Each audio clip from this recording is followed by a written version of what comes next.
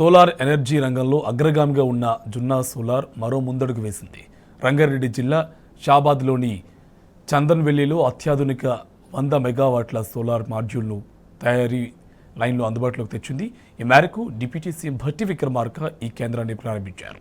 ఈ అత్యాధునిక సదుపాయం ఏటా 50,000 టన్నుల కార్బన్ డైఆక్సైడ్ ఉద్గారాలను తగ్గించడం ద్వారా 23 లక్షల చెట్లను నాటితే వచ్చే పర్యావరణ ఫలితానికి సమానమవుతుందని సంస్థ నిర్వాహకులు తెలిపారు.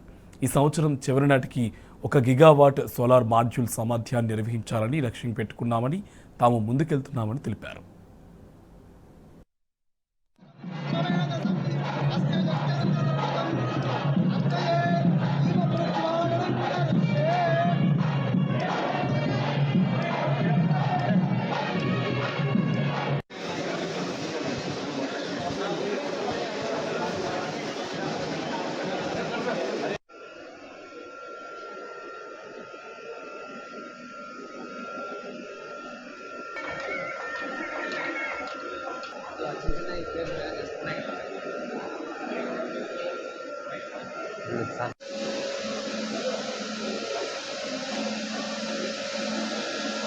రాజీవ్ గాంధీ గారు ప్రధానమంత్రిగా టెక్నాలజీ మిషన్స్తో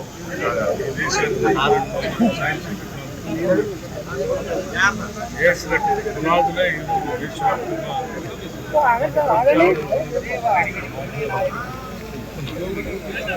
ఈరోజు దేశంలో విద్యుత్ శక్తి అనేది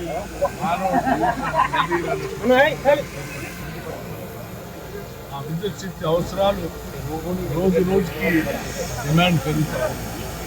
ఆ డిమాండ్కి అనుగుణంగా ప్రొడక్షన్ పెంచుకోవాల్సిన అవసరం. 2030 నాటికి పెరిగేటువంటి డిమాండ్ ప్రాంత ప్రజలకు అందించడం కోసం ప్రత్యామ్నాయ వనరులపై ఈనాటి మన రాజ్య కాంగ్రెస్ ప్రభుత్వం ప్రత్యేక దృష్టి సారిస్తారు.